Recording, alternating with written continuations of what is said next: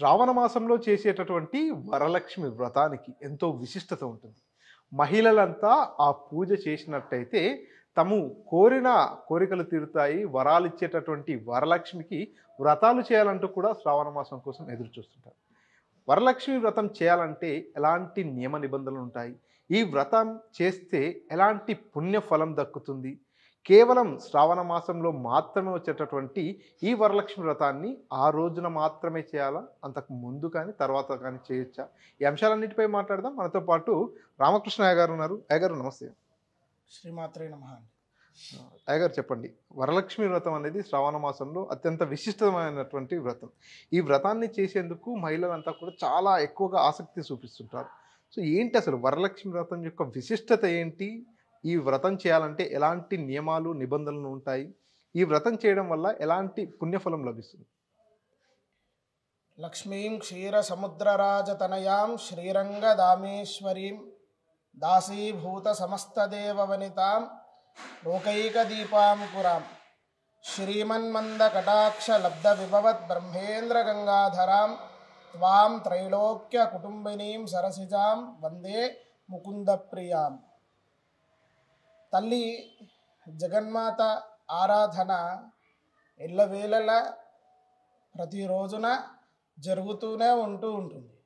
ముఖ్యంగా వ్రతాలు, నోములు, నియమాలు ఇవన్నిటినీ మనం గమనించుకుంటే ఆషాఢమాసం నుంచి ప్రారంభం చేసుకొని అమ్మ ఆరాధనలో భాగంగా ఎందుకు అమ్మవారి ఆరాధనలే ఆషాఢం నుంచి ప్రారంభమయ్యి శ్రావణ మాసం నుంచి మొదలుకొని ఇంకా మున్ముందుకు పోతాయి అని అంటే, ఆశ్వీజంలో వచ్చేటటువంటిది దసరా, శరన్నవరాత్రి మహోత్సవాలు కావచ్చు, ఇంకేవైనా కావచ్చు, వీటన్నిటికీ ముఖ్య కారణం ఏందయ్యా అంటే, మనం చూసుకుంటే ఆషాఢ మాసంలో మనకు కాలానుమానంగా వేరు వాతావరణాల రీత్యా ఆరోగ్యాల ఇబ్బందులు కలిగే అవకాశాలు చాలా వరకు వస్తాయి. కాబట్టి ఆషాఢ మాసంలో బోనాలు తీయడం వల్ల పసుపుతో బండారు అని భావన చేసుకొని ఊరు మొత్తము కూడా చల్లుతూ ఊరేగింపుగా అమ్మవారి ఘటాలు కానీ లేదా ముందుకు ఇంకేవైనా వాళ్ళు ఆరాధించేటటువంటి బోనాల సంప్రదాయాల్లో వచ్చేటటువంటి బోనం స్వీకరించుకొని ఇంటి నుంచి తీసుకొని వచ్చి రావడం కానీ ఇవన్నీ మనం గమనిస్తూ ఉంటే ఆ రోజు నుంచి మొదలు పెట్టుకొని, ఎందుకు అంటే ఒక పసుపు అనేటటువంటి వస్తువు ఒక యాంటీబయోటిక్. మనం వాడేటటువంటి ప్రతి జీవన విధానంలో ప్రతిరోజు వంటలో ఖచ్చితంగా ఉపయోగించేటటువంటి వస్తువు పసుపు. కాలం మారింది, ఆరోగ్యాలు ఇబ్బంది కావచ్చు, ఇమ్యూనిటీ పవర్ అనేటటువంటిది తగ్గే అవకాశాలు ఆషాఢ మాసంలో ఉంటాయి, శ్రావణ మాసంలో ఉంటాయి, భాద్రపదంలో ఉంటాయి. వీటన్నిటిని కలుపుకొని పసుపు, కుంకుమ మరియు అన్నాన్ని పెరుగుతో కలిపి చేసుకొని వచ్చినటువంటి చల్ల అన్నాన్ని అమ్మకు నివేదన చేసి స్వీకరించడం, మరియు వేప కొమ్మలు, వేపాకులతో మొదలుకొని ఆరాధన ప్రారంభమైంది ఆషాఢం నుంచి. అయితే ముఖ్యంగా శ్రావణ మాసానికి వస్తే మనం గమనించవలసినటువంటి విషయం శ్రావణ వరలక్ష్మి వ్రతము. పేరులోనే ఉంది తల్లి గొప్పతనము. వరాలు ఇచ్చేటటువంటి తల్లి వరలక్ష్మీదేవి. వరలక్ష్మి అమ్మవారిని ఆరాధిస్తే ఏమొస్తుంది అంటే వరాలను ప్రసాదిస్తుంది తల్లి. ముఖ్యంగా శ్రావణ మాసము అంటేనే మనకు గుర్తుకొచ్చేటటువంటివి నోములు, వ్రతాలు, దీక్షలు.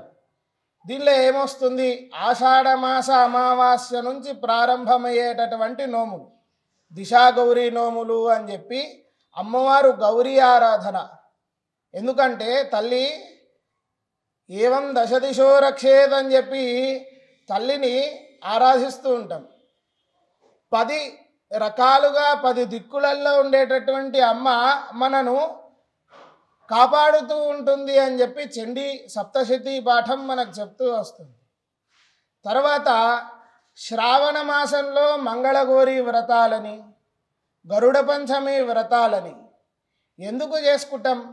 గరుడ పంచమి వ్రతానికి కూడా ఒక నియమం మన పెద్దలు ఎందుకు పెట్టిండ్రు అంటే, పుట్ట దగ్గరికి పోయి మనం పాలు పోయడం వల్ల, లేదా చలివిళ్ళు, లేదా నువ్వుల ఉండలు, లేదా మనకు పేలాలు కానీ ఇవన్నీ కూడా మనం అక్కడ తీసుకుపోయి సమర్పణ చేసి పాలు పోయడం ద్వారా వర్షాకాలంలో పుట్ట అనేటటువంటిది గట్టిదనాన్ని వచ్చి దానికి ఉన్నటువంటి నివాసాన్ని అది కోల్పోకుండా మనము రక్షించడం ద్వారా పాముల సంచారం, సర్పాల సంచారం ఏదైతే ఉంటుందో మన ఇంటి వరకు రాకుండా మనం కాపాడుకోవాలని చెప్పి పెద్దలు చేసినటువంటి నిర్ణయం.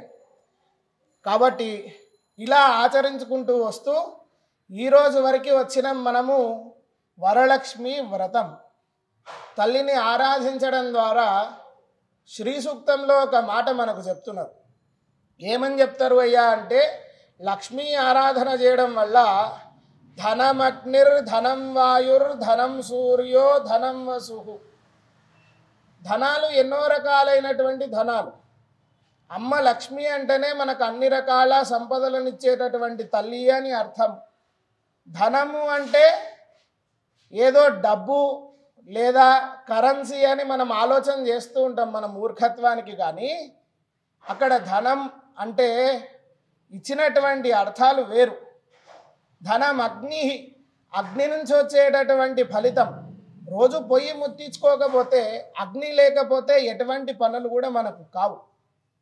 ధనం అగ్నిర్ ధనం వాయు, గాలి లేకపోతే ఈ జీవం అనేటటువంటిది బ్రతికే అవకాశమే లేదు. ధనమగ్నిర్ ధనం వాయుర్ ధనం సూర్యో ధనం వసు, సూర్యుడి నుంచి వచ్చినటువంటి ధనం. ఒక చెట్టు పెరగాలి అన్నా కూడా ఫోటోసింథసిస్ అనేటటువంటి మాట మనం ఈరోజు వింటున్నాం. వేదాలలో ఎప్పుడో నిగూఢంగా దాచిపెట్టినటువంటి పదాలు ఇవన్నీ కూడా. సూర్యుడి నుంచి వచ్చినటువంటి దాన్ని ఔషధిగా మారుతుంది. ఆకాశాత్ వాయు వాయోరగ్ని అగ్నేరాపః అభ్య పృథివీ పృథివ్యా ఓషధయ ఓషధీభ్యోన్నం అని చెప్పి మనకు వేదం చెప్తుంది. ఏమని అంటే, ఆకాశం నుంచి వచ్చినటువంటి ప్రతి బిందువు కూడా మన నేలపై పడి, ఆ నేలపై పడ్డటువంటి దాన్ని బిందువును ఆహారంగా తీసుకొని ఔషధి రూపంగా మానవులకు అన్న రూపంగా మనకు ప్రసాదిస్తుంది. ఈ వాతావరణము, ఈ సంస్కృతి, ఈ సాంప్రదాయ. ముఖ్యంగా వరలక్ష్మి వ్రతం ఇది ఎందుకు వచ్చింది, ఎప్పుడు ఆచరించుకోవాలి? ఆచరించుకోవాలి అంటే ఎలా ఆచరించుకోవాలి? ఇంట్లో పూర్వం నుంచి పెద్దలు ఆచరణలో ఉన్నటువంటి వ్రతాలలో ఇదొక వ్రతం. దీనిని ముందుగా ఒకరు ఇంకొకరికి ప్రసాదిస్తారు. ఏమని? నువ్వు ఈ వ్రతాన్ని ఈ సంవత్సరం నుంచి చేసుకోవచ్చును అని చెప్పి. ఈ వ్రతాన్ని ఆచరించడం వల్ల ఎటువంటి ఫలితాలు ఉంటాయి? శ్రావణ మాసంలో ఈ వ్రతం విశేషంగా మనకు ఎటువంటి ఫలితాలను ఇస్తుంది అంటే, 9 సూత్రాలు గల కంకణాన్ని మనం కట్టుకోవాలి. శ్రావణ మాసంలో పౌర్ణమి రోజు ముందు వచ్చేటటువంటి శుక్రవారం మాత్రం. ఏ శుక్రవారం పడితే ఆ శుక్రవారం ఆరాధన అనేటటువంటిది జరగదు. పూర్ణమ ముందు వచ్చేటటువంటి శుక్రవారాన్ని మనము శ్రావణ వరలక్ష్మి వ్రతముగా మనం చెప్పుకుంటాం.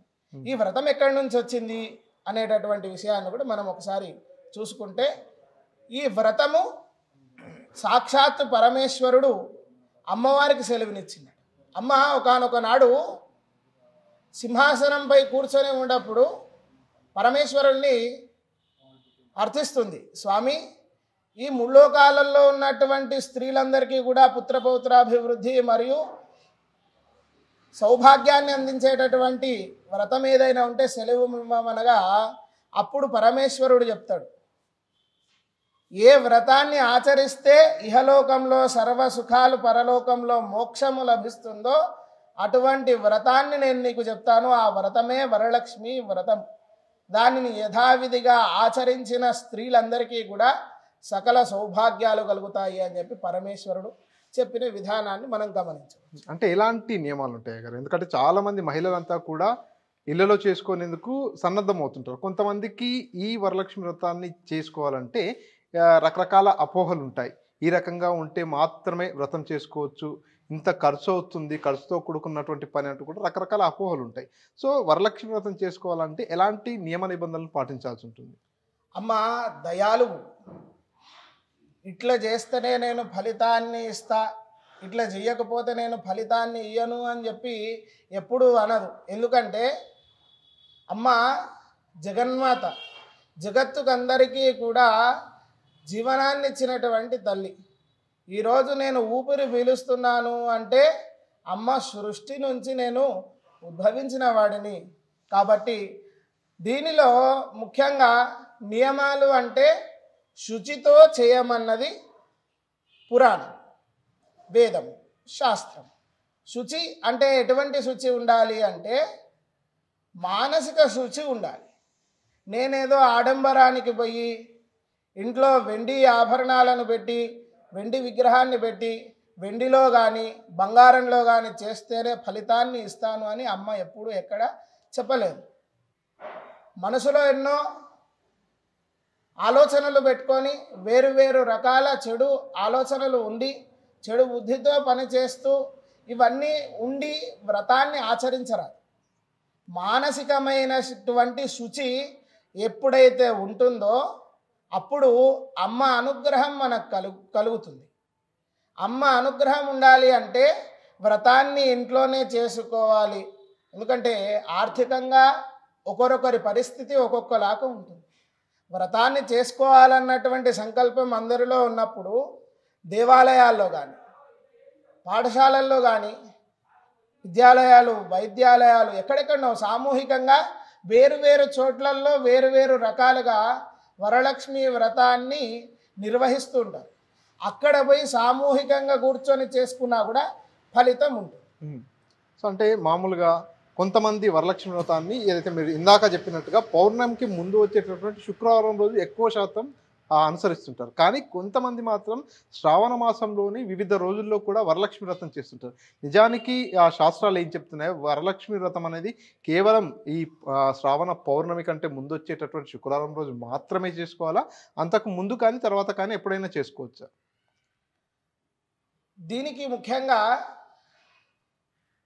ప్రారంభమయ్యింది కుండలీ నగరంలో ఒక మహాపతివ్రత కలలో అమ్మ కనిపించి, నేను వరలక్ష్మీదేవిని, ఫలానా రోజున నన్ను ఆరాధన చేయిస్తే నీవు కోరిన కోరికలన్నీ తీర్చి నేను నిన్ను ఆశీర్వదించగలను అని చెప్పినటువంటి మాట స్వయంగా అమ్మవారు వరలక్ష్మీదేవినే చెప్పినటువంటి మాట. ఏ రోజు ఆరాధించమన్నది? శ్రావణ మాసంలో శుక్లపక్షంలో పౌర్ణమి ముందు వచ్చినటువంటి శుక్రవారం రోజున మాత్రమే దేవిని ఆరాధించమన్నది. సో అంటే మనం ఈ వ్రతం చేస్తున్నప్పుడు చాలామంది మహిళలంతా కూడా ఇంటికి కొంతమంది మహిళల్ని పిలుస్తుంటారు. వచ్చినటువంటి మహిళలకు వాయనాలు అంటూ కూడా ఇస్తుంటారు. ఈ వాయనాలు ఇవ్వడం వల్ల ఎలాంటి ఫలితాలు ఉంటాయి? ఈ వాయనాలు ఇచ్చేటటువంటి సాంప్రదాయం ఎలా వచ్చింది? ముఖ్యంగా వాయనం ఇవ్వడము అనేటటువంటి దాన్ని మనం ఆలోచన చేస్తే కొంతమందికి వ్రతాలు ఉండవు. కొన్ని ఇళ్లలో, కొన్ని ఇంటి ఆచారాల ప్రకారం ఈ వ్రతాలు, ఈ నోములు కొన్ని ఇళ్లలో ఉండవు. ఉండని పక్షంలో అయ్యో నేను చేసుకోలేను కదా అనుకోకుండా ఈ వ్రత కథలో కూడా మనం వింటాం. నేను కుండిని నగరము అని ఇందాక చెప్పిన విధానంలో అక్కడ అమ్మవారిని ఆరాధన చేస్తున్నటువంటి ఆ పుణ్యస్త్రీ ఎవరైతే ఉంటుందో ఆ ఊరు మొత్తాన్ని, ఆ నగరం మొత్తాన్ని పిలుచుకొని తన ఇంట్లో సుమంగళిలందరినీ కూడా, సువాసనలందరినీ పిలుచుకొని ఇంట్లో వ్రతాన్ని ఆచరిస్తుంది. ఆ వ్రతం ఆచరించడం చేత ఎప్పుడైనా కూడా స్వార్థపూరితమైనటువంటి పూజలు ఎక్కడ లేవు. నేను మంచిగా ఉంటూ నలుగురికి మంచి చేసేటటువంటి విధానమే సనాతన ధర్మం. ముఖ్యంగా దీనిలో మనం చూసుకుంటే అందరినీ పిలుచుకొని పూజ ఎందుకు చేసుకుంటారు ఆడవాళ్ళు, మహిళలు అంటే తాను చేస్తూ నలుగురికి చేయిస్తూ. ఆ వ్రత కథను వినడం వల్ల దానిలో ముఖ్యంగా 3 ప్రదక్షిణలు వేసుకుంటే వారికి కలిగినటువంటి ఫలితం ఆ కాలంలో ఎప్పుడైతే అమ్మ ప్రత్యక్షమై చెప్పినప్పుడు వాళ్ళు వ్రతాన్ని ఆచరించినప్పుడు మొదటి ప్రదక్షిణకు అమ్మ కాళ్లకు బంగారు గజ్జలను ప్రసాదించిందని, రెండో ప్రదక్షిణకు అమ్మ బంగారు ఆభరణాలను, గజ్జలను మరియు గాజులను ప్రసాదించింది అని.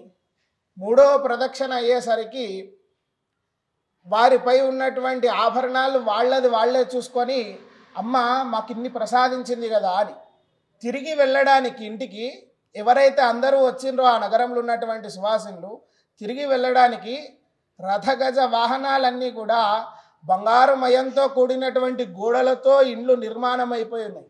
వరాలనిచ్చు తల్లి వరలక్ష్మి ఆరాధన చేయడం వల్ల 3 ప్రదక్షిణలు ఎప్పుడు పోయినా ఎక్కడ పోయినా కూడా 5 ప్రదక్షిణలని, 6 ప్రదక్షిణలని, 8 ప్రదక్షిణ ఎవరి ఇష్టం వచ్చినట్టు వాళ్ళు.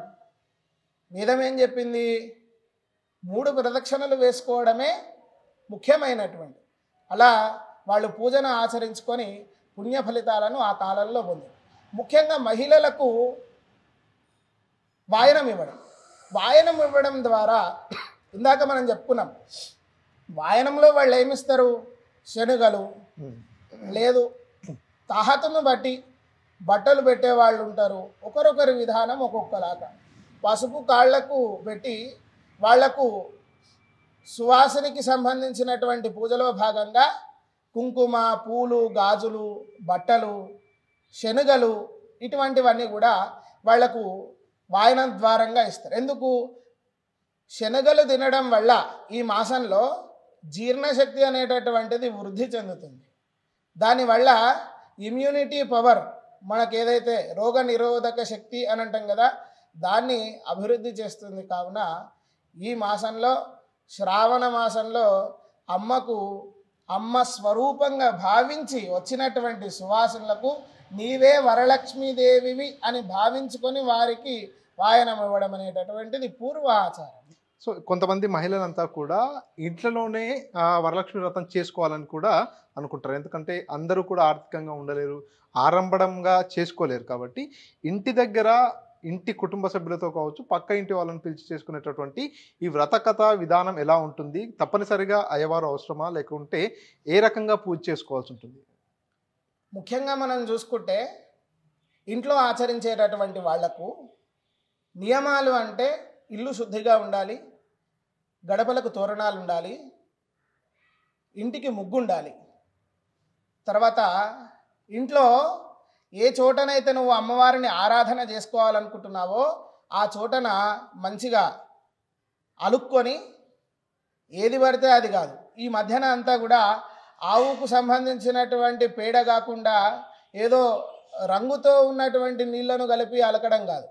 ఆవు పేడతో అలికినటువంటి ప్రదేశంలో అమ్మవారు పీటను స్థాపన చేసుకొని దానిపై అమ్మవారిని కలశంలో ఆవాహన చేస్తూ అమ్మవారి పూజ చేయడం అనేటటువంటిదే ముఖ్యమైనటువంటి విధానం.